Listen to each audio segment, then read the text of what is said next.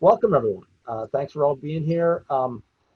I just got Linda's email a few minutes ago, and I'm assuming maybe everybody else did. So if you want to take a second or a minute or two to double check October minutes, among other things, please do so we can move forward with a review of the October minutes and approval. Actually, JD, do you want to enlist, can we enlist someone to do tonight's minutes? We do need someone to do tonight's minutes, correct? Without having a secretary. We can vote. We were going to plan on voting for a secretary, new secretary next month, I think. I think that's going to be next meeting. Probably. Yes. Anybody willing and able? Well, there's only Anybody able to take notes from tonight's Susan, meeting? would you be able to? Can you take minutes? Are you asking me? Yes. Would you be? Did you say Susan? I did say Susan. Sorry. No, that's okay. Sure. Why not? You know what? One sentence, per. Yeah, hang on for 1 second because I just, let me just see.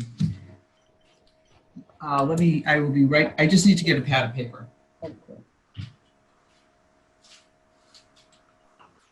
So did everybody get the minutes? Can everybody read the minutes? I did send them as a Word document. I didn't think to convert them. Sorry. They look great to me. I got them, but I didn't even glance at them. So I was gonna. Trust me, they're good. I reviewed them first. I was gonna just take a quick look.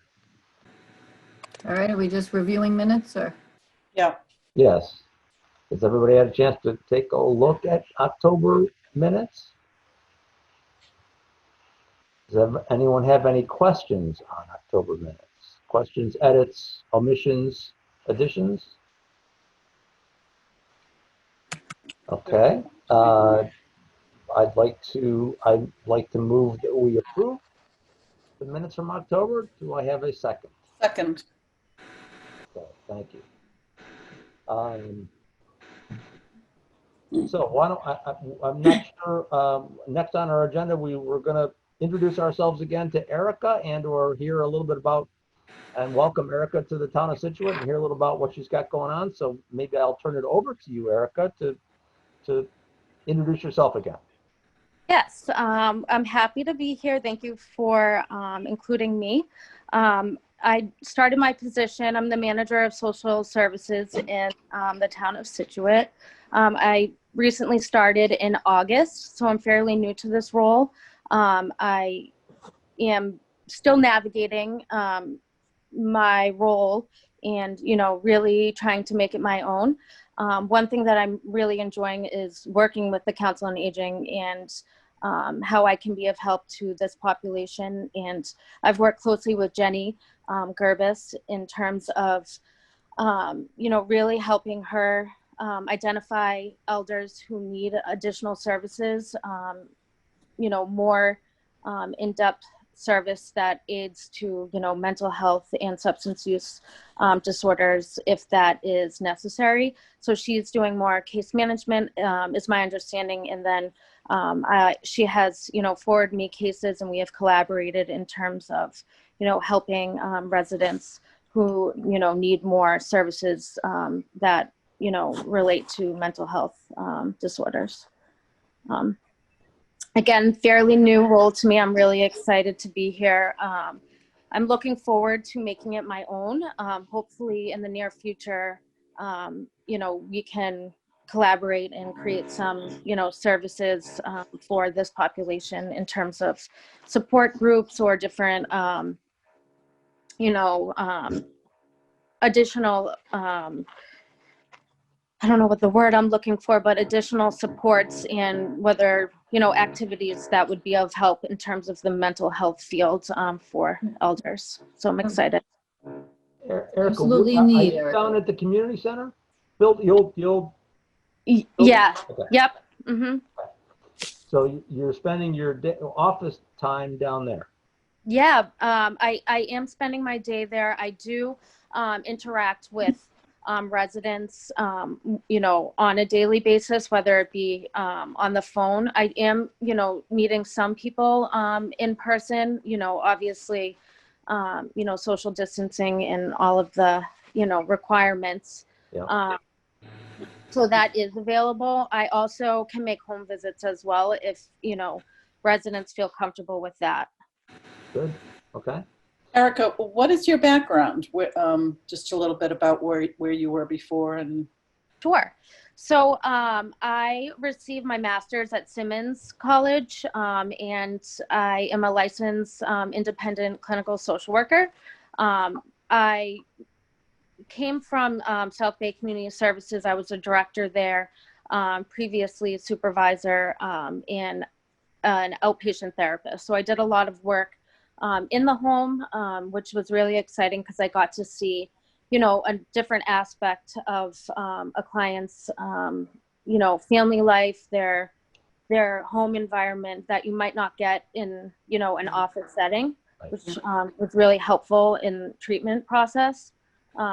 Recently, I was directing an outpatient clinic for clients that just stepped down from a hospital stay. So these were clients that, you know, didn't meet criteria to be inpatient, but they, you know, needed more intensive therapy.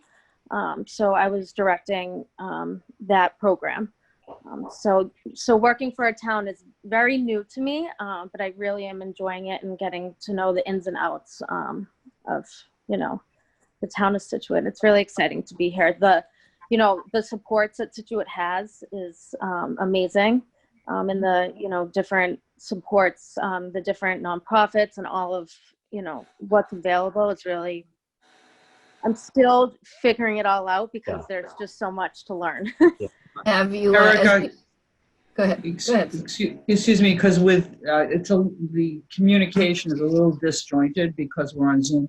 Could you just repeat again the company that you worked for before you came here to Scituate? Because I didn't hear that. Sure, it's South Bay Community Services. Oh, South Bay? Yeah. Yep. Okay, thank you. Mm-hmm. So Eric, so you're learning that you're learning the town and you're learning what resources are available. Yes. And I don't mean to put you on the spot, but Sure. have you seen any sort of glaring holes that we should be aware of? Problems, you know, issues that have already cropped up a couple of times, and you say to yourself, "Hey, you know, this is the third person that's had this." Yeah, I Sure. mean, I think that, you know, Scituate is doing a really good job. You know, I'm sure there are holes that are, you know, existing. One thing that I have noticed is, you know, caregiving and, you know, residents who, residents who have, you know, are living alone and don't have family, you know, in the home. And that has been something that, you know, has really, that has been something that really has, you know. Sometimes it just aren't resources for them. Yeah, and you don't know how to keep them. You know, and it's really sad too, because a lot of times these people don't have family members, I'm finding, and, you know, they don't have supports, and they're not, you know, they're not able to care for themselves. So it's kind of like, you know, they're lost, and they're not identified, right? So how are we identifying these people? Because they're not reaching out for help and they have nobody, you know. They're sort of falling through the cracks. And their neighbor might be checking in on them once in a while, but otherwise, there's no connection with the outside world in some cases. So I've gotten a Needless lot to of say, calls. that's why we exist, but we hope, but you're right, they don't always reach out either. So we hope we have some means to identify and connect with them. And unfortunately, you're meeting them now at a time when they don't have that option to necessarily connect easily with us or the other people we could connect them with. Right. It's really great though, because I have found that, you know, people are reaching out to me. Neighbors are concerned. Residents are concerned.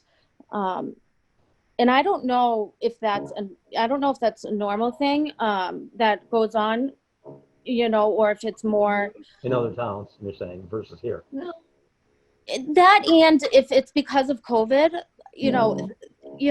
people are in their homes a lot more and looking at, what's going on. So I don't know if it's, people have their eyes open more to what's going on kind of around them, but I don't know, this role is so much different from what I'm used to. So it's pretty, Erica, yeah, I'm enjoying it. Yeah. I'm a LICSW, and it sounds like your experience is a really good base to be starting from. You work with all age groups in mental health, substance abuse, community outreach. I think you'll do fine. Oh, thank you. Erica, can I just ask you, so a lot of what you talked about was with the elder population, but so how do you define elder? I mean, there are other people, there are people that I know directly and indirectly who wouldn't necessarily view themselves as elder. Yep. But they are, alone. And in some cases, when they're a little bit younger, they're even more stubborn or more proud, however you want to look at it, to reach out for help. It's like, I'm fine, I'm as good as I was 30 years ago. I don't need any help. So I guess, is the focus mainly on one-on-one? Is it mainly on, quote unquote, the elder community, or where do you see your focus? Yeah, so I actually work with residents who individuals who aren't in the public school system, because those individuals are covered under school adjustment counselors. So I work with everyone else. So, really anyone that you can identify who isn't in a school, that's, who I can work with. I have contacted Jenny and said, I don't know if this person is considered to be an elder, quote unquote, but I really think that they would benefit from your services. Is it okay if I refer them to you? And Jenny has been so great, in accepting, helping, the services. So that has been really great. People are stubborn, and people, really want to be independent. And that's, I always find that, when we're working with individuals all over, in all age groups. But you just have to meet clients where they're at, or residents where they're at, and, provide them with resources that they're willing to accept. And, if they aren't willing to engage at that point, as long as you give them resources and maybe check in with them, a couple of weeks, a month, after you provide them with the resource, they might be willing to reach out after you leave, or, after I check back in, they might be willing to engage then. So does that answer your question? Yeah, I mean, I think so. Thank you. So I might interject. Let me just interject with a little history. Just because in Erica's position, when Laura Manier had first come on board, she was under the umbrella of the Council on Aging. And her role was to identify, more at-risk elders and isolated, and that had come up as a result, really, of those 5 or 6 days without power back in 2013, when there was a shelter for that long, and they just saw so much need at that point, or so many people became more visible. Point being, a couple of years into her position, Laura was overwhelmed by the need also of so many other demographics. And as Erica said, even though the schools had their own support system, sometimes it was family related as well. So absolutely, everybody needs that skill set that she provides here. And so as much as we do as well, it's nice to have the sort of cooperative relationship, and she's also able to then identify other other populations or other Yeah. individuals that need her Yeah. assistance. I So it's found- become a townwide function, and that's why. The collaboration in the town of Scituate is just so amazing. The relationships that are already set, and everyone has been so welcoming. And I think that that's what's taking so much time is learning everyone's names and learning what's out there. And I think through that, I can, really figure out what the need is and how I can, who I can help as I, figure out who really needs the service. However, I think it's going to change over time, at different points. At different points, it's going to be different. You know what I mean? Like right now, it might be grief. In 6 months, it might be, substance use related. It's gonna change, and I think that, my job is to really identify, what the need is at different times. Well, we will enjoy working together with you. I really enjoy. I pop in, and I really enjoy, seeing you guys. So. Another topic we're going to Great bring to up in a meet little you. bit. Yeah, I want to again say thanks for you're getting to know you a little bit. If you are able, or if Linda has, or maybe we already have, but everyone should have your phone number and contact information and email address. Yeah. So Mm-hmm. we'd like to make sure we Just have gained that. 10 more friends. Yeah. We'd like to make sure we have all that, all your contact information. Absolutely. I also think that, just hopping back here a second, people are shouldn't be fooled that in good old Scituate that there's needs for a lot of folks. So we're aware of it. I think maybe we need to try to get other people in the community aware of it. But if you're seeing good collaboration, that's awesome. So, but we want to make sure we know how to find you and support you and vice versa if we can. Yeah. So. I think my favorite part of the job is I know that I'm not an expert at all things, but I feel that I can, if I don't know the answer, I'm not afraid to say I don't know, but I will help you find, the best resource. Awesome. Perfect. Thank you. If you have to hop, don't worry about. Yep, I'm gonna stay as long as I can. So. Okay. Well, welcome again to Scituate. We look forward to working with you, and we'd also, I must say, would probably love to have you on some kind of a frequent basis to these board meetings. Yeah, sure. Once Every a few quarter, months. once every 6 months, once every. I was gonna say, have me back in a few weeks. Yeah. And maybe I'll be more confident in my answers. Oh, no, but we want to hear, what your world is looking like. So yeah, sure. So we want to make sure we're informed. So that best way to do that is maybe to hop on every couple of months or every 3 or 4 months and give us an update. So I would enjoy that. Thank you for inviting me. Glad to have you. Good to see you. Glad to have you on board. I'm gonna just interrupt, I guess, our agenda here for a second because I want to hop back a little bit, just very briefly, to introduce Lori Brady, who, again, we sort of did an intro at the beginning, but Lori is a face that maybe some of us don't know or haven't met. So Lori has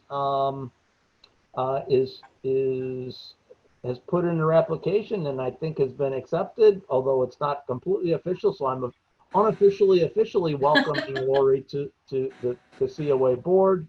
I understand we probably still need to go through some logistical things with town hall and things along those lines, but Lori, welcome to the Council on Aging Board of Directors, and maybe you can give us a 30-second.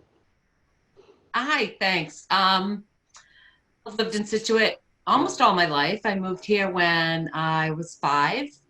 I raised 3 children here. I am just finally, after 38 years, an empty nester. I've cut my hours at work, so I have a lot of free time on my hands, and I feel like now's a great time for me to be giving back to the community. I don't have any more little league games to go to, or so I miss being involved in stuff. And so now that I have the time, I'm really happy to be able to do it.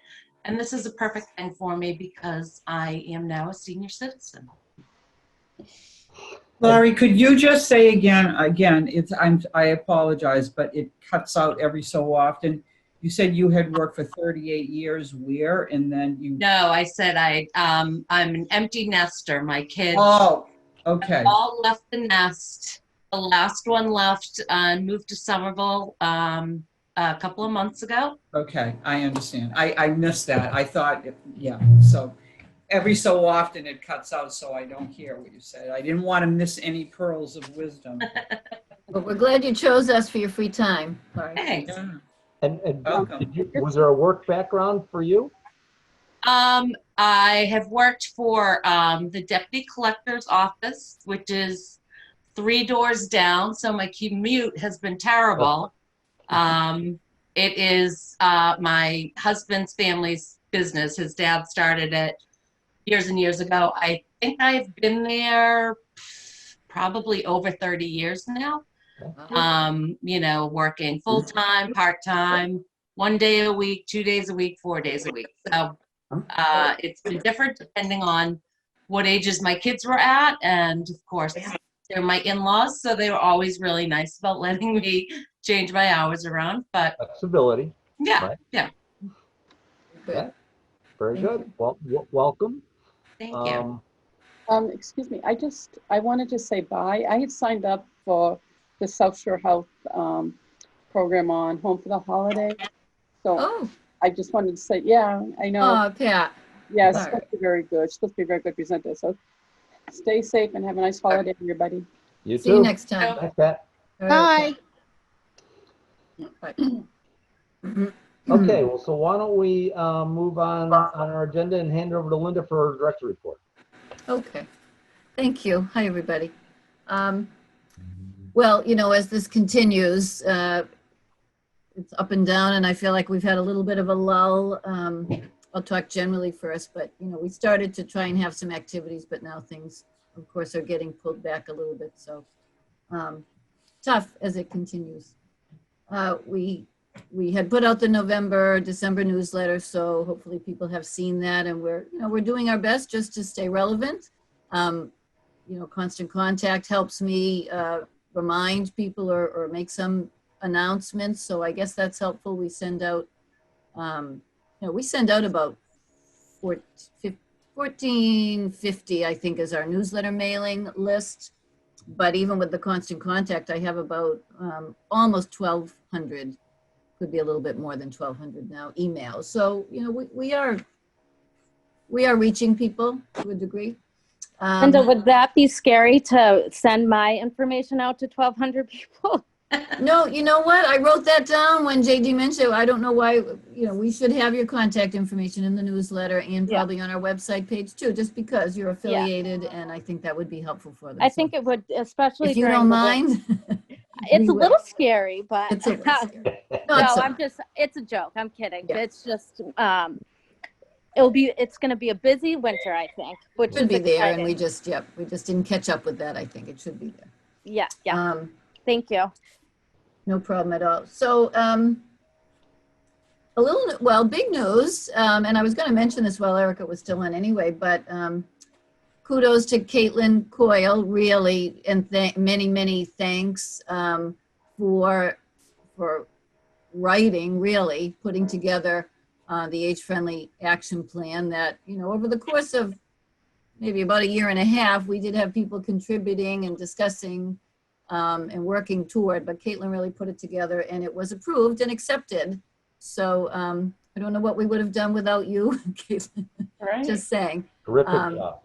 Just because it was a busy time, as it turned out, to try and do this, and so thankfully we had her. But the action plan, and many of you know this, you know, there's the different domains, and so there are certainly some items relative to your role, Erica, and all of us, that once, I think some of you may have reviewed it already, but if not, I will make sure I send another copy of it, the sort of final. Yeah. And look at the items and look at what you think you might want to be involved in, and we can start to target some things, even while this COVID pandemic continues. There are things we can be doing behind the scenes and in the background, and maybe even help to promote almost better to assuage some of the discomfort that people are feeling out in the community. So it's a great document. I'll send it to you, Erica, as well. Yeah, that would be great. Yeah. And I'll send it off to everybody else too if you haven't seen it. But anyway, we're so grateful, and it's a great step. So we're on our way. And the action plan is for 5 years, if I'm not mistaken, right, Kitten? Yeah.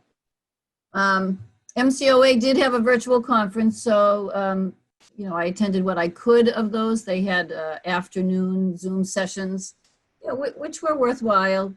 I think really they still had some interesting speakers and some topics of interest and some ideas for us to even put to use right now. So that was great. We do have a new transportation coordinator. Her name is Ann Gifford. She had wonderful background, really, truly. Is that Ann from Seattle? Yes, yeah, Ann from Seattle. Oh, wow, awesome. Yeah, no, her background was super. She had worked for the Regional Transit Authority in Seattle, and she'd done a lot of good work. So she had volunteered for us a couple of years ago, and then had gone to work, I think, for the legislature, which is also part of her background. But so it's a very good fit, and she's been with us just about a month now, actually. So tough time for transitions, but we're still doing transportation. We've been doing transportation, albeit limited. She has started and is digging in, since right? March. Pardon me? She has started and is digging in, right? But she could start right away. It was great. Yeah, good. It was very good. So Wonderful addition to your staff. Absolutely. Yeah, absolutely. We have struggled a little bit with just having one driver, and I mean, he's happy to have the hours, and he's a great, he'll do anything. But we do think, even though our second driver is back for the supermarket runs 2 days a week, we do think we really probably need to pursue another driver just to have somebody else available. We have, as you know, and I think I've mentioned before, doing a little bit more in terms of the out-of-town medical rides, which can be time-consuming, and you can only do so many. We have started using Social Community Action Council again, even though we had somewhat suspended that just because we need their resources. So anyway, probably that will happen in the next couple of months at least. We did give 153 rides to 35 clients in October. So the 35 clients make up, let's say, about 8 to 12 regular supermarket riders. So 1 or 2 days a week we do that ride, and then others are, for the most part, local or out-of-town medical. So, we are seeing the need come back. 150 is about average, isn't it? It's in the range of 150 to 190, isn't it, generally? Yeah. Yeah, well, because we're doing the out-of-town medical, I guess we've always included that number in our report. So yes, we are not bad. Good. So Shine, of course, is a busy area. So in terms of outreach, not so much the other professional appointments, though we do still get calls, but a lot of calls to be directed to our now 2 Shine counselors. So again, congratulations and thank you to Elaine Shimbari here on our call, who is our second volunteer Shine counselor, along with Rich Durkin. So they might talk with 4 people a week on a single day or whenever they are able. But I would say our appointments are filled up through, currently it's open enrollment period for a change to people's medical insurance or their Part D prescription drug plan supplement. So that's really important. So that involves completing forms, which they might need to pick up from us and then drop them back off before the appointment they have on the phone with one of the counselors. Yeah, busy time. So it's, it's the busy season for that. Also, fuel assistance is in full swing now as well. It did start in earnest November 1st. Both, actually, Erica joined Jenny for the annual sort of training that they do just to get everybody on board. And especially this year, they had some new protocols and procedures in place for the documentation that they require. So anyway, a lot of calls coming in on that, or Jenny's taking care of a lot of that already. She has seen, or talked with, I should say, not necessarily seen, 37 clients and really close to 100 interactions, many of which involve even still triage for the health insurance, maybe before it goes to the Shine counselor. People call about Social Security and issues regarding that, housing, information, direction, application assistance, household task assistance or resources, and then communication with social elder services for a variety of reasons, of course, on that, and even Mass Health and some other medical eligibility. So, you know, Jenny does still deal with quite a bit even before it might go to the Shine counselor. I won't belabor the programs. I mean, we are doing, you know, what we can. Virtually, we were doing fairly well with some outdoor activities, primarily exercise, of course, but, you know, a few groups that were interested in meeting and continuing to meet if they could, small groups. Our expressive writing had started to meet. A book club was trying to meet monthly outdoors. My Tai Chi group was outdoors, but now we, you know, are using the gymnasium. Even with the newer restrictions, it just really requires that people wear a mask the whole time, which is fine. I held Tai Chi this past week, and it was a small number anyway, but it's a big room. We can spread out. It's actually very nice to have that. That's an asset to have the gymnasium for us. So we're doing our best there. That's a little bit of on-site, still doing virtual Zoom activities, our history class. We did an iPad training on Zoom, which people really loved because, of course, we have this great instructor. So you can't go wrong with her. So I think we might have had about 8 people sign up for that, which was great. And then we also have a new grief support group, thanks to Susan Kelly, who is facilitating that for us. And I think that's a great asset, especially right now. So we're really very happy to have that and to have her doing that. And can I just say to Erica, who's in the box, I feel like I'm on Jeopardy, but yeah, so I mean, I had talked to Jenny and she had mentioned your name. So at some point, you know, off meeting this, I'd like to talk to you about that, because that would be great. Just so I understand, you know, because there are people in the group that probably could use some additional services. Yeah, Suzanne, she runs a group as well, and she often, Linda, what is the group she runs? She runs our caregiver support group, Suzanne Otto. Yep, and she refers people, residents to me as well. So I think that that's a great opportunity for us to collaborate on that. Yeah, okay. Thank Very you. good, thanks. Yeah. So we'll see. So anyway, between, you know, the outdoors, some moving indoors, using the large space where we can, and then the virtual, that's how we're continuing. We do have a grab and go Thanksgiving sandwich lunch that we offered. So we're doing that next week. We aren't full yet. I mean, we anticipated getting at least 50 requests, and we don't quite have that many yet. So I did include that in my email announcement today, that we could still provide some lunches. We might make some individual calls tomorrow if I don't hear from more people. And again, what day is that? Wednesday, the day before Thanksgiving. And then the nice thing is, and I know Joan can, Joan Powers can still attest to, she's been watching the Trooper. I guess the Singing Trooper is on all month.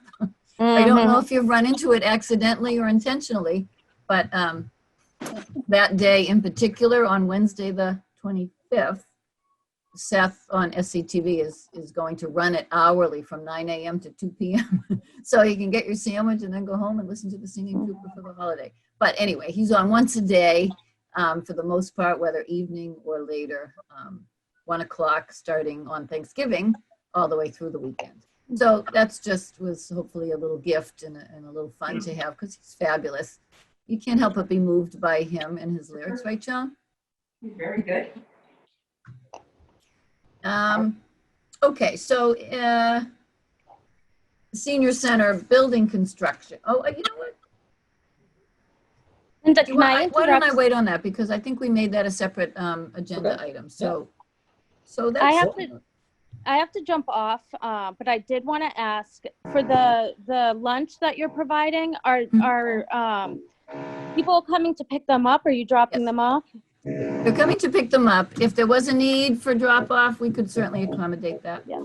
If you need help with that, I would be more than happy to help. Okay, that's a good idea. Thanks, Erica. I will let All you right, know. I am going to jump off, but it was so nice, meeting you all, and thank you for having me. You're Thanks, welcome. We'll Erica. see you Nice to again. meet you too. All right, bye. Bye. Does anyone have any questions for Linda? Or you were sort of at a stopping point, correct? I'm at a good stopping point because Yeah. the rest of my report would have to do with the senior center and I Okay. can hope Any, the other senior center. anyone have any questions for her or anything? I mean, it's Can I just ask one question? Yeah. On heating and fuel assistance, what is the parameter for receiving help? Contacting us. Jenny facilitates it really for all ages. It's not confined to being an older adult person, so anybody can use us to facilitate the application process. But there's documents that are required with the application that goes to Social Community Action Council, and then it's in their court.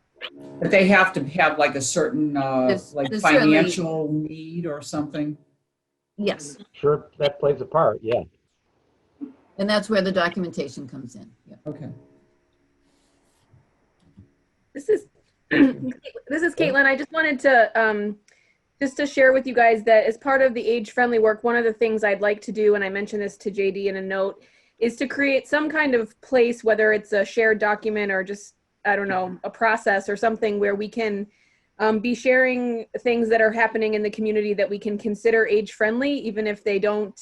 If they didn't make it in the plan, I think it's all gravy if we can count it towards our age-friendly work. And so I know all of you are connected in your own ways to the community. And so as you're hearing about things that are happening, trying to come up with a way that you can share that back so that we can report it as part of our progress towards age-friendly. Okay. So I'll be continuing to think about what that process would look like, and I'll reach out to you guys, but I just wanted to make you aware that it doesn't have to be in the plan to count, and we certainly want to think outside the box. The plan was to kind of start the conversation. So, And it's a nice way to recognize what else is happening in the community that, no matter who's doing it, which we know there is so much. Caitlin, I would love to talk to you because I think the two things that I'm running right now, the 50+ Job Seekers Group and the Grief Support Group, would fall into that category for, as part of the age-friendly plan, because the 50+ thing was really part of Baker's age-friendly blueprint. And that's in the plan, actually. Oh, it is? Oh, somewhat. well, okay. at least something broad about supporting senior employment. Something Okay. broad, yes. Yeah. So maybe we can just talk offline about that too. That'd be great. Thanks. Yeah. Okay. Thanks, Caitlin. Thanks Yes. for the reminder. How about social elder services, Joan? Okay, they continue to grow, and because they don't have enough room space, the staff can only meet 2 days a week, so they take turns meeting. Except that the nutrition site, they're there every day because the Meals on Wheels. And then they sent out a flyer. South Shore LD Services is committed to social justice and equality. South Shore LD Services will not tolerate racial prejudice or discrimination within the organization. This includes, but is not limited to, employees, providers, and volunteers. Any discrimination shown towards employees, providers, or volunteers will be handled according to the South Shore LD Service policy and procedures. So they sent this flyer out to several people. The board is still, we don't do Zoom meetings or anything. They just keep us, they send us information every month about what's going on. Okay. Joan, can you tell me, and I should know, and I've talked to Sue a few times, but what the number of daily Meals on Wheels is currently? Well, it changes. It's around 45. Okay. And we do 20 bags for Noel. Right, I forgot you did say that last time. Right. Is that 45 per day? Yes. Yeah. We have 3 drivers. Tuesdays and Thursdays is not as big a load as Monday, Wednesdays, and Fridays. And then in Monday, Wednesdays, and Fridays, we have people that pick up meals. And we have like 8 people that pick up meals that used to come to the luncheon. Oh, okay. And then like Thanksgiving, we give them an extra meal for Thanksgiving. And we also have been giving out emergency meals just in case we get bad weather. Yeah. Good. So can I just ask you again, so the flyer that you got is a statement of the commitment of the social elder services to social justice, and what was the other thing you said? Equality.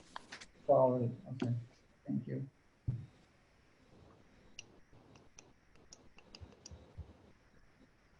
Very good.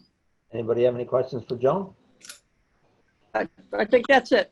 Okay, thank you. We did send out a flyer with the Meals on Wheels this week. Another new program I didn't mention, but it was a great idea brought to us by actually one of our, well, erudite volunteers. Anyway, she leads our book club. But to do a reading together, reading on the phone to people, whether, they don't have to be low vision to maybe benefit from it, but really just the idea of you've got sort of a phone pal that you might speak to weekly, but also have the opportunity to hear somebody read either a novel, whatever that person might happen to like for reading material. It could be anything. So we're looking for people who might think they would benefit from that. We've got plenty of volunteers, or would always take volunteers, but lots of people interested in doing the reading. But we hope we get some people who might be interested in being on the other end.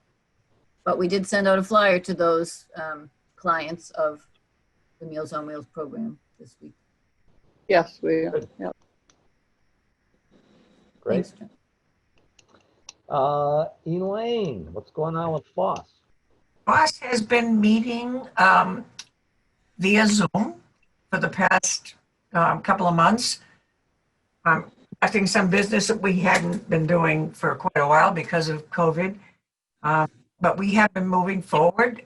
We just, within the past week and a half, sent out a check to fund the building of the bookcases for the senior center.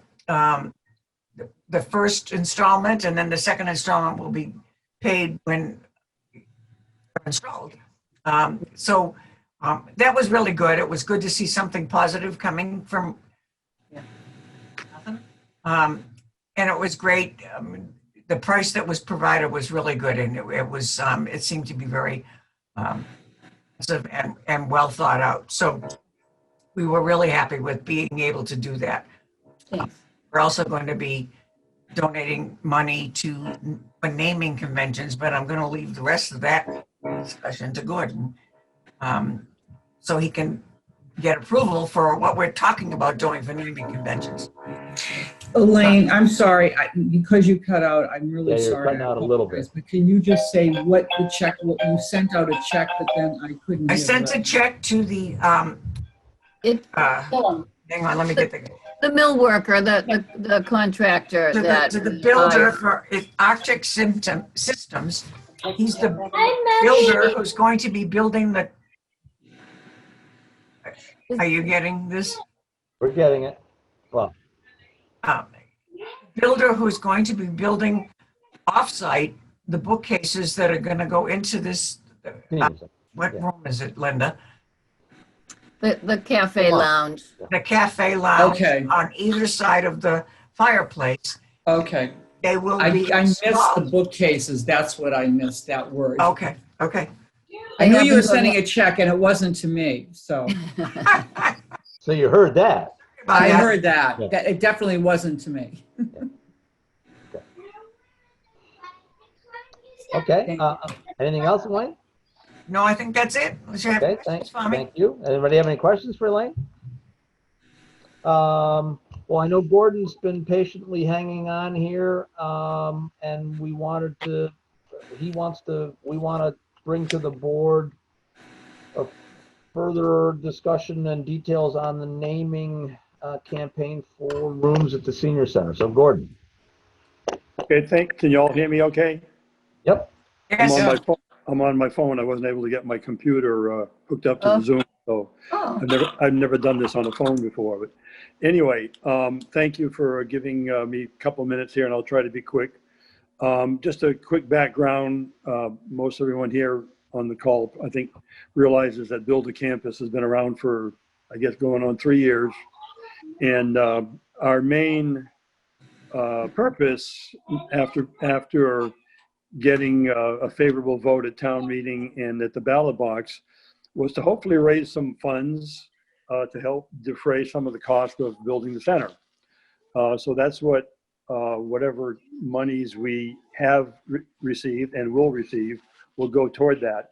We did get some good information, fortunately, about a few weeks ago, because we were under the understanding that if the building were to open the end of January, then the bond for the building project would be closed out at that point. And apparently the bond does not close out for several months until after the building is actually open.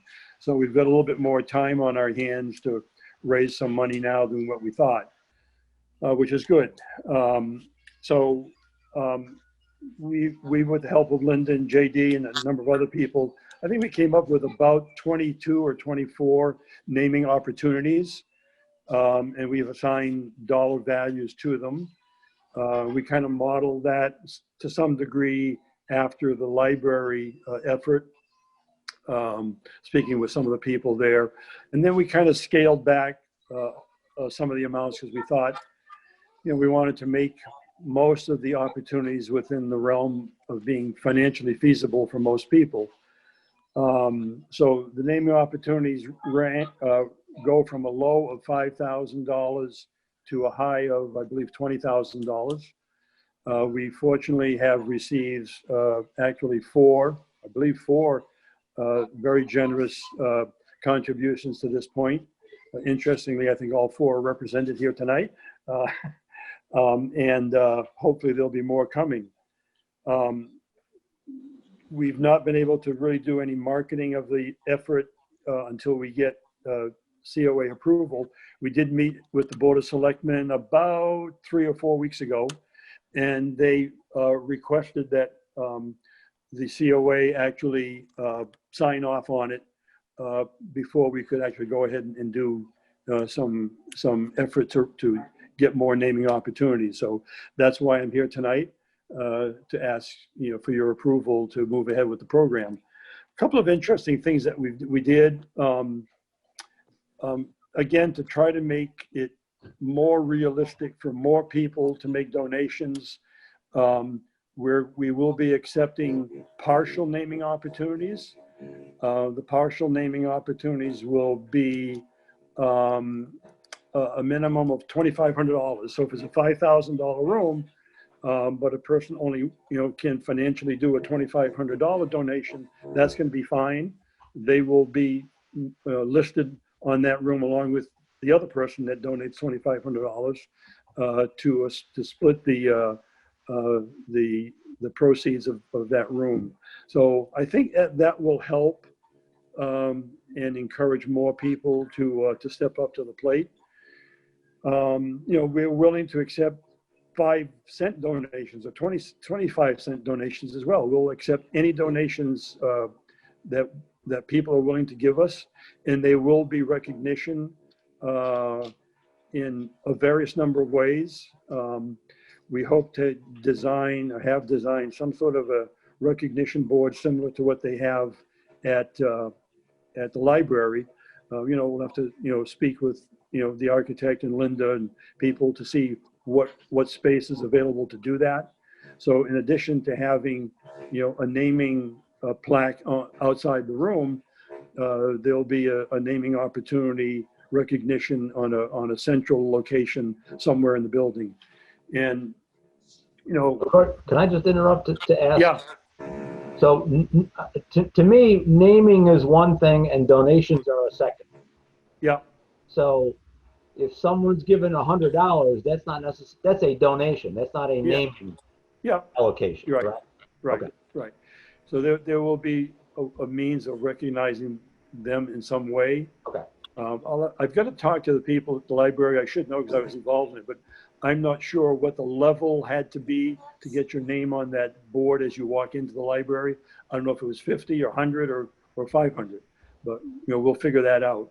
And there are a couple of other things that we've been talking about to try to bring awareness to the program. We're looking at doing a brochure. Most of you, I'm sure all of you did get the thanks, Denise. The community Christmas piece that they send out every year. It's a threefold. So we're giving serious thought to doing a threefold that would be mailed out probably about mid-January. We were going to try to do it before January, but it would get lost in the Christmas stuff, and we don't want that to happen. So we'll wait till after January if we do it, and it'll have information on the naming opportunities, the amounts, how we're going to recognize people, the reason that we're doing it, and we'll include a layout of the building in the mailing piece also, so people will have a chance to see what the room layouts are like. And we're looking at, again, doing that like mid-January. We've gotten a cost of about $5,800 to do 9,000 pieces, which is what Scituate Community Christmas did. So if we get a couple of opportunities from that mailing piece, it'll pay for itself, and I would think it would do that. We're also thinking about doing some sort of a photography, either an auction of photos by some noted photographers in Scituate, or just selling some of the photos.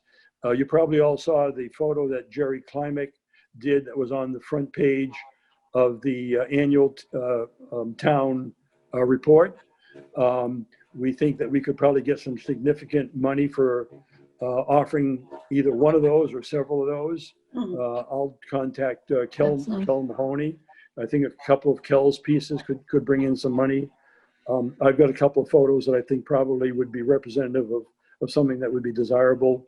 And Mike Snow, I don't know how many of you know Mike Snow. Mike Snow has probably the most incredible photo of mine at light with the waves crashing up to the top of it, that he is always getting requests for people to purchase. So I'm sure Mike would be willing to help us out with that. So we're kind of thinking about that as another effort to to raise some money. And again, but those would be, as JD said, those would be more along the lines of donations, more than rather than naming opportunities. Or if somebody, maybe we could offer one of Jerry's whale photos for somebody who wants to do a $10,000 room donation. That might be a little encouragement for people to step up to the plate. So once we have your approval, we'll also start efforts to get a piece of information put in the Mariner. And I know Ruth Thompson would be more than happy to do that. And hopefully maybe we can get a couple of items in there. And then also maybe on the SCT, Scituate TV, cable, maybe we can talk to JD and Linda, since they're the experts on that. Maybe we can get a piece where a couple of us could talk about the naming opportunities on SCTV. So Sure. Very good. That's our thoughts at this point. We would hope to wrap it up. From what I hear from Town Hall, the bond probably won't be closed out until the latter part of the summer. I don't think we want to run this for 6 or 7 months, but it probably would be a 3 or 4 month situation. And if we sell out all the rooms, it's about $200,000. So that's kind of our goal right now. If we can bring in more, great, we'll bring in more. And again, we've had some nice opportunities already so far, and hopefully that's just going to be the beginning. So that's it. If you have any questions, I'm happy to answer. Anybody have any questions for Gordon? Just a couple of, just to clarify, I think that I know the answer, but, we have put together a list of names, room names, and I assume the naming is going to be a plaque, this room is, Yep. a gift, but it will have our Minot name. or Yeah, whatever. that's a separate, I mean, Yep. we could talk about that, but it's separate, Yep. but whether the signage can be incorporated once it's in place or whether it will be completely separate in different locations around the room, yet to be determined. Okay. And just the other thing, I guess I would just ask that as you move forward with any kind of communication out, your threefold, that you just run it past the board, just so we can Sure. read it. Yeah, we'll be in the process of putting that together in the next, 3 to 4 weeks, so we have it ready for printing by early January.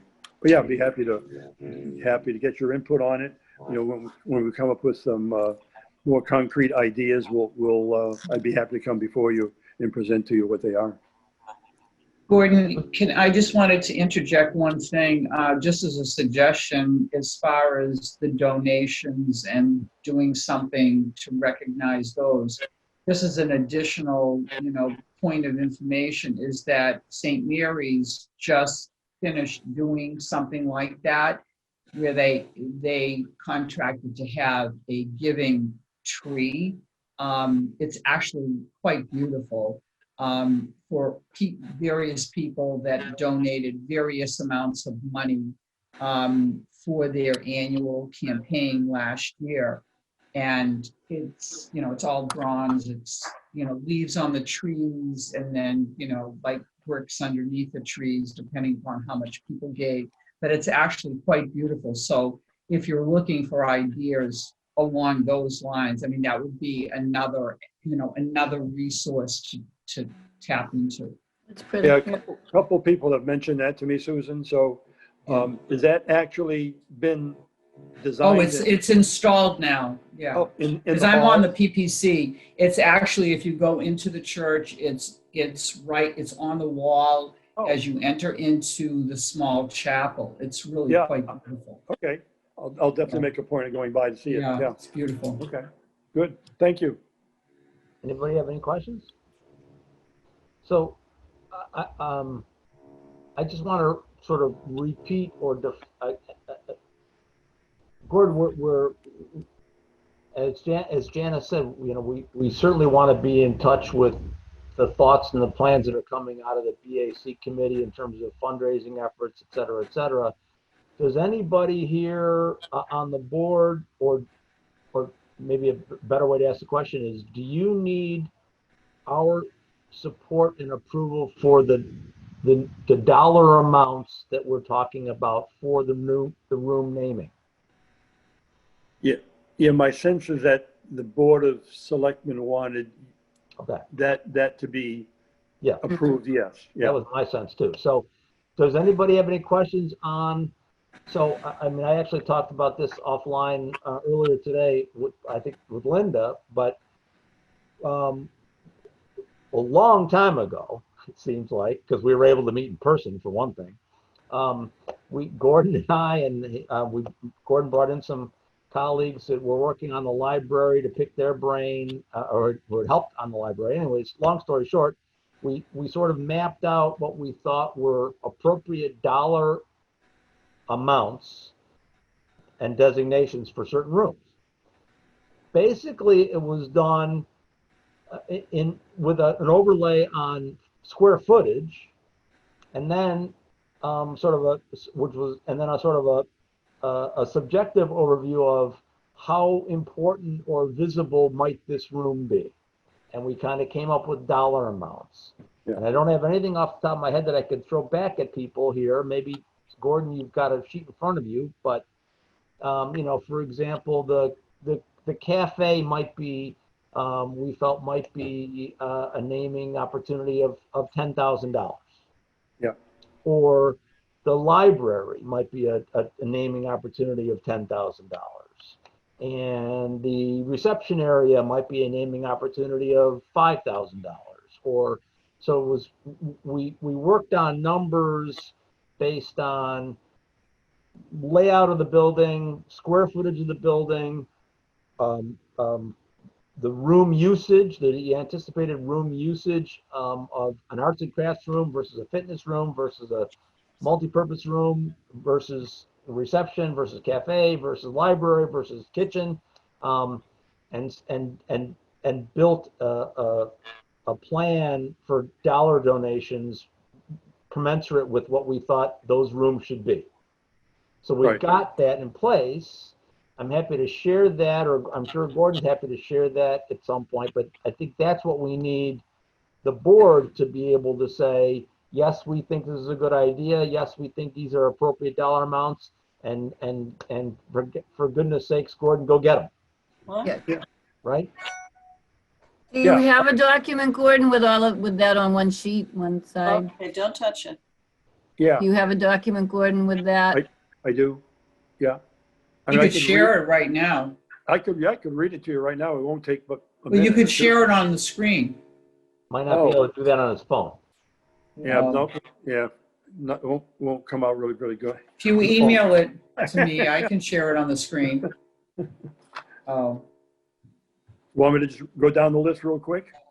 Sure. Yeah, for starters. Okay. yeah. All right, multi-purpose room A, which is slightly,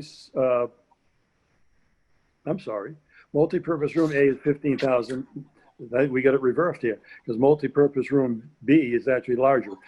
Oh, I see, I'm sorry. Okay, starting over again. Multi-purpose room A, which is the smaller multi-purpose room, 15,000. Multi-purpose room B, which is the bigger one, 20,000. Those have been spoken for by the goodness of the Rotary. Thank you. No, Foss. No, the Friends. I'm sorry, you're right, Foss. Rotary did the bocce ball. Right. Bocce ball. Okay. Cafe seating area, 10,000. Library study space, 10,000. Reception area, 10,000. Outreach conference room, 10,000. Game room, 15,000. Wellness and fitness, 15. Program room 1, 15. Arts and crafts, 15. Veterans suite, 15. Program room 2, 15. Cardio room 5, quite small. Nurses medical, also small, 5,000. Small conference room, 5,000. Staff space, which includes the director's office in the administration area, 18,000. Kitchen, 15,000. And that's it. wow, you talk fast. Okay. Oh, you don't have to write that. We can send that out to everybody. Oh, Yeah. Yeah. Yeah, we can get I that. already wrote it. All right. Well, you write fast. I know. So That's it. those numbers were based on history from the library, what the square footage was in the building, what we then stepped back and said, okay, does that make sense?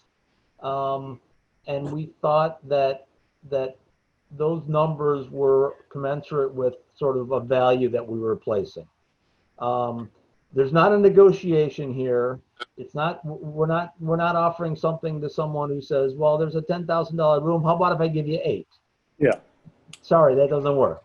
It's a $10,000 value. We want $10,000 if you want your name on the room. Well, they can find someone to share it now.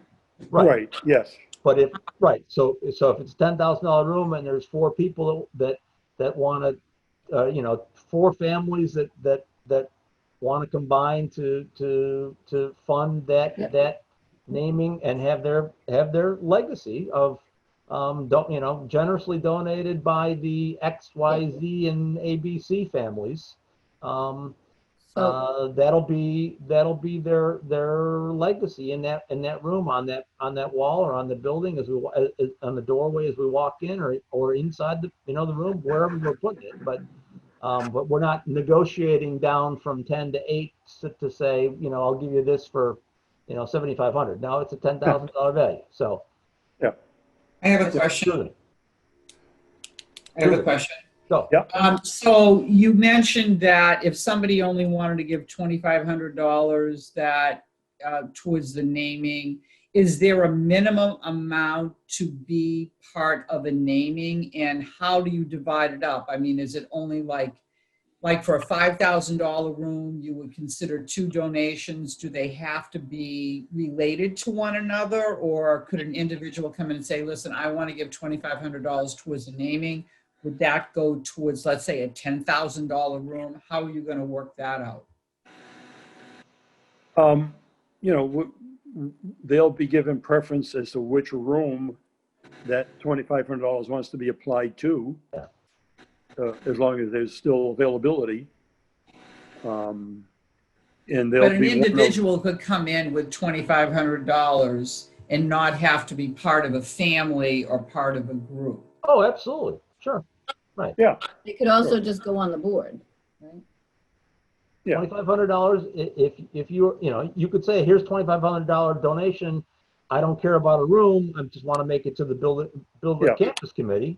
Right. That's one The name thing. will be on the board. But Yeah. Right, but I'm saying, is there a I wanna make minimum donation amount that to you would require to be a donation towards a room, which obviously has a lot more visibility than being on the giving board? I think that would depend, right?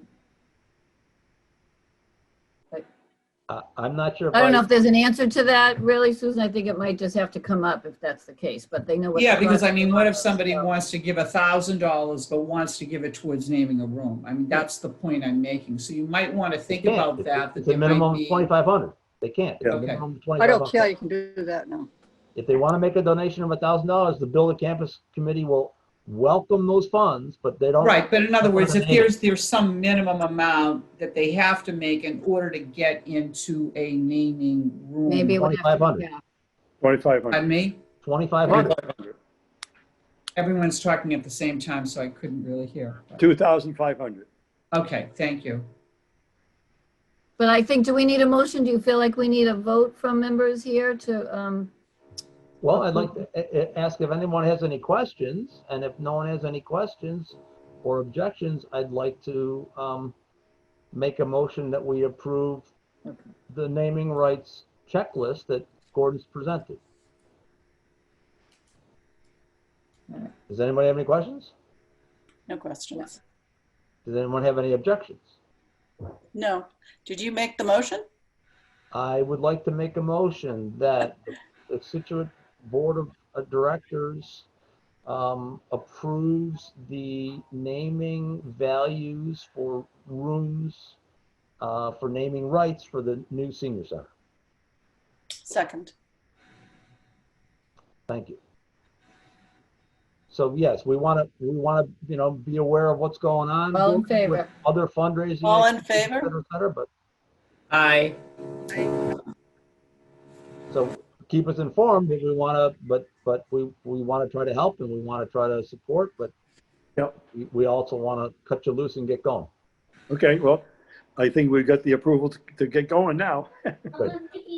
Thanks. I will mention one thing that's related, if that's okay. Yep.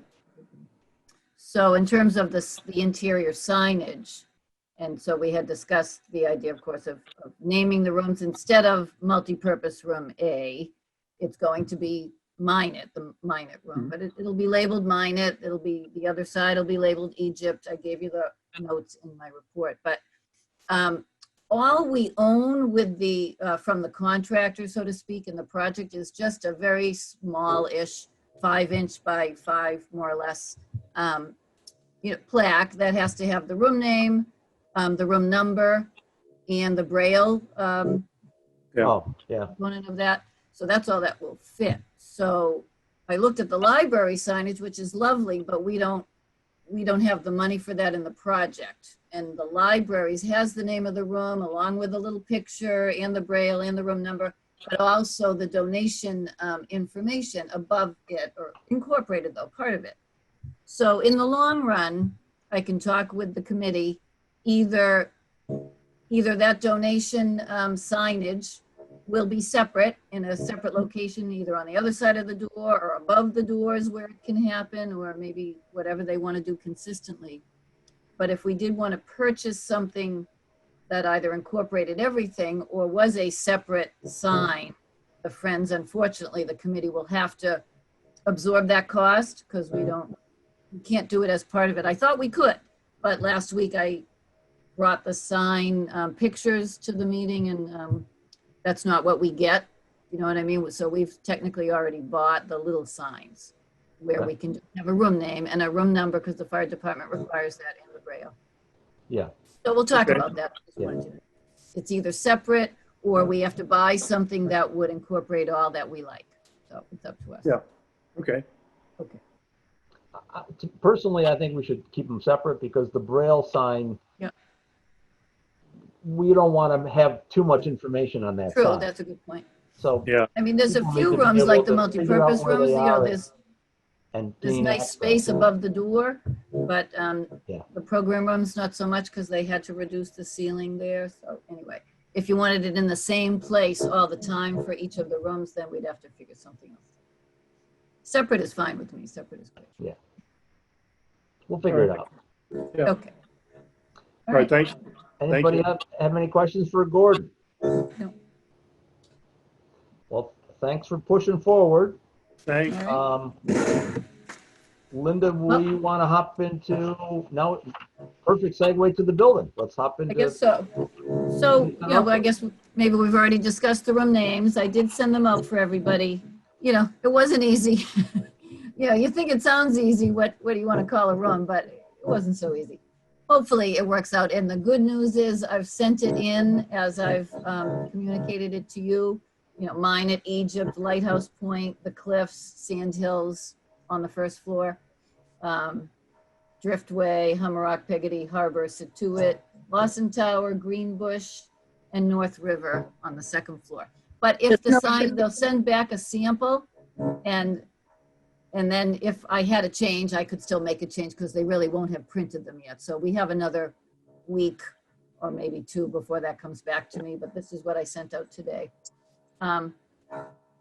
Anyway, that's great. Glad that's completed. Also today, I spent like 3.5 hours at the site of Office Resources, who is the winning selected vendor for the FF&E. So we did put it out to bid, as you knew, and the low bidder was ORI. So it's great. They're putting in the order for the FF&E, which they came in a little under our projected budget of 180. But we still had to finalize materials and some of the furnishings, and there was still some questions, and there was a couple of changes. One of the items, let's say, in the program classrooms, you know, we have tables on casters, but I had originally thought we didn't need to have them collapsible. These are tables that will be either classroom style, where people are sitting, you know, facing the presenter, or sometimes they'll be arranged in a conference style format facing each other, or for a support group where you want to talk. Frankly, sometimes maybe you just want chairs. So the idea that the tables weren't collapsible started to bother me, and we'll see. It's an expense. It might add $100 to every table, and we have about 28 tables. We could decide just to do one classroom where they're collapsible, and at least that would be the room that if we needed to remove them or push them to the sides, then we'd get a little bit more space out of that classroom. I'm just saying it was, you know, I thought we could do without the collapsible, but now in hindsight, you know, I panicked. So maybe we will use them. I don't know if anyone has an opinion on that, which is. Well, you know, I would say being at a lot of the other senior centers, the more modern ones, they all have those. They're collapsible tables that are on wheels. It gives them so much more flexibility. Right. To wheel And that's tables. been the hard part. You know, people don't understand how flexible we have to be and how many Oh, different shapes. yeah, and forms we have to- yeah. I mean, I agree. I think it would be long-term, it's well worth the extra money because I see it happening all the time. Yeah. And Breakdown setup. it makes it so easy. It makes it really easy to adapt the room to whatever you need. Yeah. Well, so, you know, the multipurpose room is equipped with 20 round tables that we did opt out of the sort of dressier versions on casters because we really couldn't find what we wanted and they were quite expensive. So we ended up with much less expensive, lightweight round tables that you do have to turn over and collapse the legs, but, you know, throw them on a dolly, it's fine. We're used to doing that. We also got some extra tables for long tables when you want to have a health fair or a housing fair or whatever you're doing. You need different tables for the vendors. And then upstairs are these activity tables. Plus there's card tables. Plus there's the conference tables. And there's, you know, it's mind-boggling. Anyway, that order should go in on the 24th, and in order to meet the installation date of February 1st, which is what we're hoping, given that the contract may run somewhere between January 15th and January 30th. So that's when the contract is expected to be completed. The other thing that was held from the bid, I think I mentioned, was the exercise equipment for the small cardio room. And again, I mean, it is small. We can only fit up to 4 pieces. We could even just opt for 3 pieces and wait and see what we might want for a third. But initially, I received a quote for upright stationary bike, a hybrid, they call it. It's a nice one. This is Matrix equipment. Falmouth had it as well, and I like it. Upright hybrid, elliptical, and a rowing machine. I'll have a video, which I think I might upgrade from an LED to a Premier LED, which is just a slightly better video, which would be a little bit more money. Now, the 4th piece could either be a recumbent bike, could be a repeat of one of the others. And I was not considering a treadmill just because, frankly, not because it's the most expensive, but because I guess I worry a little bit about the confined room, and it's not a health club and there's not someone monitoring all the time. And, you know, it was a little concerning that something could happen with a treadmill. I just feel like it could. But now I feel a little bit badly about that. Maybe I was writing that off too quickly. So I don't know if anyone here has a particular feeling about that, but I know the 3 machines I think are very warranted, but the idea of a recumbent bike, which I think some people would appreciate, it's more of a horizontal bicycle machine. They use it a lot in the physical therapy offices. Or a treadmill, if we can afford it, along with the other machines or not. So that is a separate, it didn't have to go into the bid because it was 10,000 or less. So we didn't have to include it. But we do have to make that order by about December to have those installed in February as well. The other piece. I have a question to throw out here, which is there any kind of duplication or redundancy with rec center equipment? No, they have spinning bikes. Okay. And originally, we were doing this anyway, but we opted out of fashioning any sort of larger room for an actual fitness center with more equipment, or, you know, more like that style of room where you could come and exercise, not our classroom. We wanted our classroom. But we opted not to do that because originally the rec department was going to have a fitness center. And maybe they will someday. That was part of Plan A. And then we didn't go with Plan A. We went with Plan B, which was just the senior center. So really, it's not redundant at all. It's all we will have for the time being. Okay. I would just say, you know, even for really small fitness rooms, like I think about Crapallo has a really small fitness room. All of them have a treadmill in them. Yeah. And, you know, the ellipticals can be just as quote unquote dangerous as a treadmill. Yeah, I know. I mean, it's silly of me. So it's just my. Except that I've almost fallen a number of times, so I guess that's why. So I don't know. Does anyone else feel strongly about that? I mean, I can look at. I'm going to talk to him tomorrow about refashioning the quote and see. Now we have to be under 10,000. So. Just yeah, my own. I understand. I think maybe some people would miss it. Yeah. So you have a recumbent bike, like elliptical. And what else? Well, the upright hybrid bike, which I really do like. Yeah. And then the elliptical, and then the rowing machine, which I think a lot. Oh, okay. Yep. So the recumbent was the possible 4th piece, or potentially it could be a treadmill, I think. We'd have to keep the price down on that. So I guess it would be either the treadmill or the recumbent, or or stick with 3 and wait. We don't want to wait really because we have the money now. So after that, we won't have the money. Well, I mean, they have a pretty good sense of, I mean, Rachel does of size and whether you can fit. Oh yeah, we know what we can fit. I've got a few layouts. Yep. Yeah. I think, So you they all know, fit. You know, I think anybody who you'd be concerned about getting on a treadmill Knows wouldn't what get they're on doing. the treadmill to start with, right? Yeah. And if, you know, somebody who feels perfectly comfortable on a treadmill has a mishap, well, that can happen. Well, the only thing I will actually mention, it did come up, it needs a 20 amp outlet dedicated, and we may only have 15 amps in the room. So if tomorrow I find out it's a moot point, then Yeah. not that I can't change it, I just don't know what the cost for the change order would be to change it, and it might be an issue. Yeah. So I will check out. I appreciate this because, you know, I did start to have second thoughts myself. So if we can, we can, and if we can't, then, you know, then that will just be it, and it will be just the small room. But I think I will reconsider, and if we can include it, I may include it. If everybody seems to think that's a good idea. Going It's with pretty the treadmill classic. if possible. Sorry, Is that JP? what you ended up with here? Is going with the treadmill if possible? If possible. Again, it may I would- still be a question, but I'll look into it more seriously and see I what I guess can my do, and I'll gut let you feeling know. would be yes to that, but that's a Okay. gut. All right.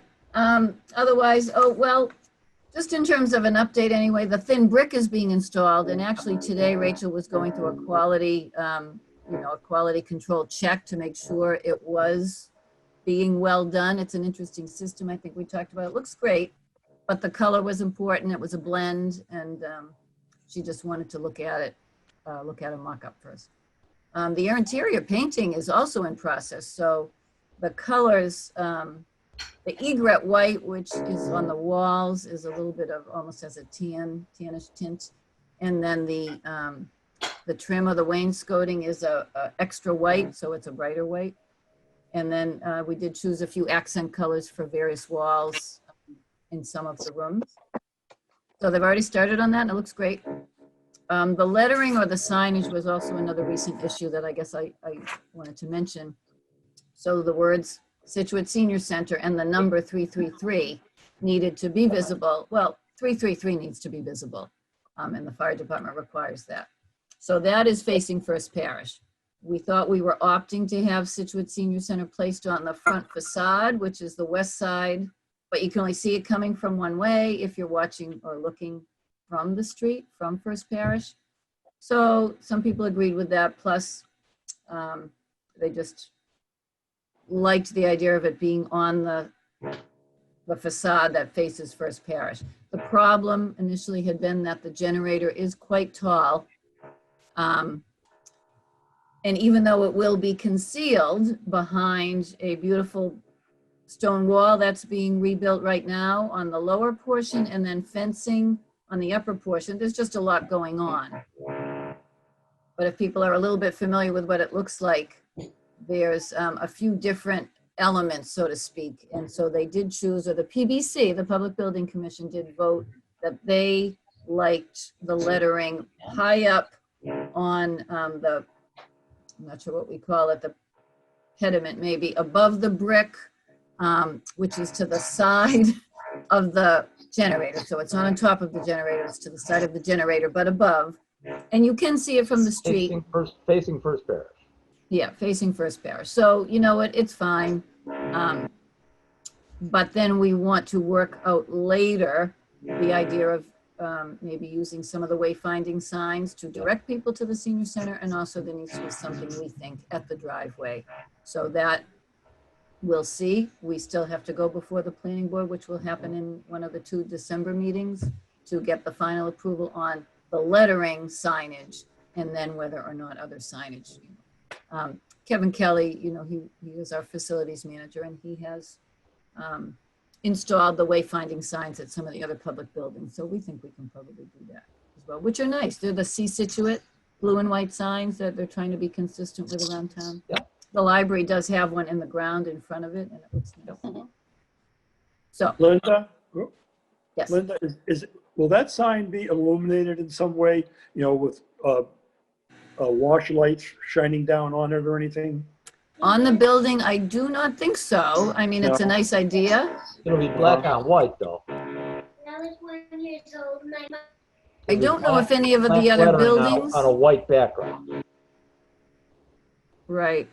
Yeah, we're not quite sure. Some people wanted it on the brick and some didn't care or didn't think so. So right now, I believe it's on the white Yeah. clapboard. Proposal. So I don't know how possible it even is. I don't think so. I think if we're able to get another sign at some point, that could be illuminated. But Yeah. I don't know about the building letters themselves on that point. Okay. But I'll ask. I'll find out. Otherwise, the fencing is going up today at the abutter line, or was being started. I'm sorry, being started tomorrow. So fencing is going in, rather tall fencing, between the driveway and the abutters on that side, the west side. So very And then west also side. there'll be fencing around the generator. And then the stone wall is being rebuilt where it had to come down, and also where the old entrance was, it's being rebuilt there. So far so good, looks nice. You know, those are the highlights, those that I think everybody might be interested in knowing. Any questions on what's going on there? Busy, and it's, Could I mention something? On Scituate Marketplace, about 6 weeks ago, there was an absolutely gorgeous pool table for sale for $400. I would have bought it without question from the senior center. Called the gentleman. He said, "Oh no," he said, "I had a guy come over a half an hour ago and gave me a deposit on it." oh yeah. I said, "Well," I said, "you know," he said, "Was this for you?" I said, "Well, it was kind of be for the senior center." I said, "It would have been nice if you had donated that." He said, "Oh," he said, "if I had known, I would have been happy to donate it to the senior center."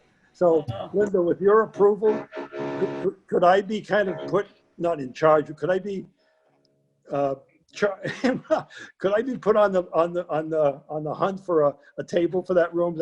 I think without a doubt, there are a lot of people who have pool tables who don't use them anymore, who just want to get rid of them. That could be When true. I talked to Bob Burkhart, a year and a half ago, if he had any tables in storage, he said, "I always have tables that I can give away because Interesting. people put them in storage and they don't ever want to use them again." So I think I can find us a good table. Yeah. Well, that is, I mean, it's a good thought. Originally, I always expected we'd need a donation, and then we thought we had it in the budget actually, but then as we were having to whittle that back, and then it came up that we had a donation of a monetary donation already in the hands of Foss. I don't want to be too public with who it is, but I don't know. Could I? To purchase a table? To purchase a table. So right now, supposedly we have money. Now that doesn't mean if it was like the game table, you know, I got the game table for such a good price, even though we were originally expecting to buy it. So I wouldn't say no. It'd be crazy to turn down a donation if it was a nice one. But right now, someone had offered to donate money toward the pool table. But there might be very nice pool tables unused out there. Yeah. But there are a lot of beautiful pool tables that I know we could use. So is the plan for that, is the plan for that room for anything other than a pool table right now? We have a pool table and we bought that round poker card table, which also turns into a flat card table. And then we have 4 square game tables, card tables, and then a seating area with the TV. So it's kind of multifaceted. Originally, you know, we hoped maybe a ping pong table as well, but it would be hard to fit that in at the same time. Right. So we'd have to do ping pong downstairs in the multipurpose room and store it in the closet and pull it out. Yeah. What I've seen in a number of centers, and it's very popular, and they don't take up a lot of room. They're long, but they're not very wide. They're those shuffleboard tables. I love those. Yeah. And those are expensive. They're a few $1,000s. If I think you're right, that probably you would think could fit somehow. That would be very nice to have. I think it's a great game. Okay. So that's another one. All right. I'll put it on my You can certainly, we can talk I can let you know what is happening on that other end. Okay, yeah, fine, good. Thank you. Thank you. It's going to be great. Great room. So I'm done. Anything else on the project? Yeah, so we've got exterior going up, we've got painting going on inside, we've got painting going on up downstairs, first coat, upstairs I think it's already gotten a second coat. Maybe. Yeah. It's moving along. Moving quickly now. It really is. Everybody's kind of nervous. So, does right. anybody have any questions on this current update on the building project? Linda, just briefly, in terms of floor coverings, is there a mix of tile and carpeting in some areas?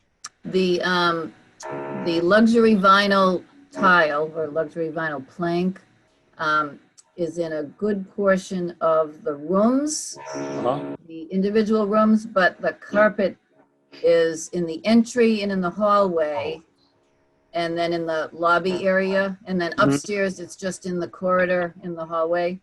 So otherwise it is the tile.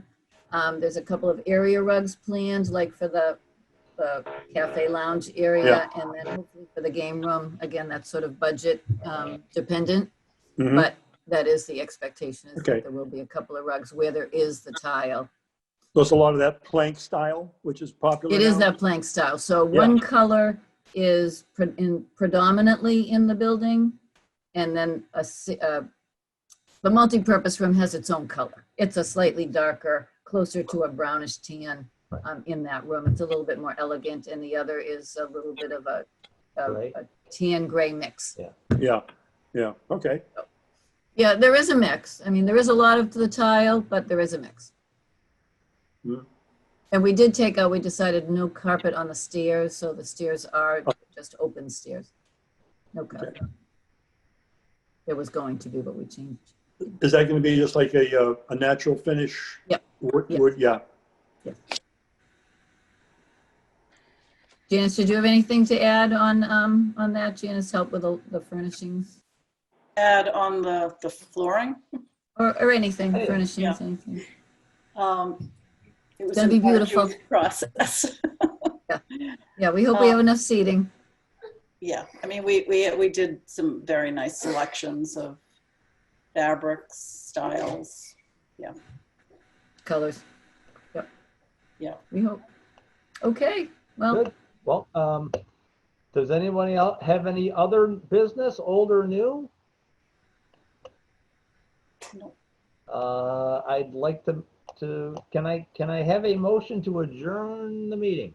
Motion to adjourn. At 7:09. We went long tonight, but Just a little. Didn't feel like it though. Laurie, thanks again for coming. Nice to have you. Thank you. I feel like it was, how many monkeys jumping on the bed, one fell off, everybody kept leaving. do we have My a second? squares are bigger now. And my monkey's about to jump Oh, out. I bet, yes. Thank you good. for making that work. Everyone, What's his name? We didn't even see his face. Dylan, Hi, come here. Dylan. Stand up. Everybody wants to say hi. Thanks for being so quiet. everyone, All right, Crawling on the a floor. safe Thanksgiving. Okay, we'll see you. Thank you. Oh, yeah, safe Thank you. Thanksgiving. Thanks all for Okay. coming. Good night. Thanks Thanks, all. Thanks, Bye-bye. everybody. Bye. Good night. Bye.